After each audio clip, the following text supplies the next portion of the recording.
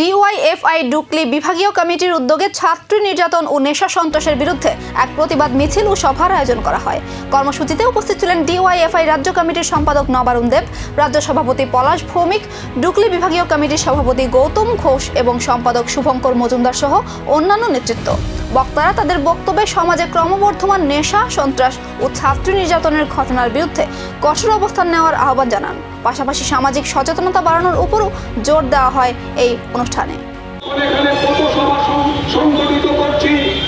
তখন আমাদের ত্রিপুরা রাজ্যের সরকারি স্কুলগুলোতে ব্যাপক হারে শিক্ষকের সংকট, সরকারি স্কুলগুলোতে পড়াশোনা সম্পূর্ণভাবে ভেঙে পড়েছে, লাটে উঠেছে।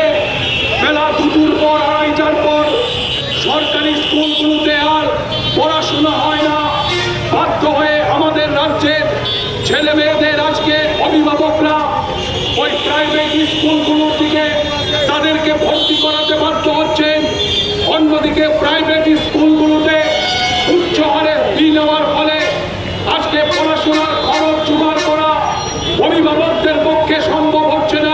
প্রশ্ন এখন একটাই, স্লোগানের বাইরে কি বাস্তবেও থামবে নেশা ও নির্যাতনের এই অন্ধকার ছায়া?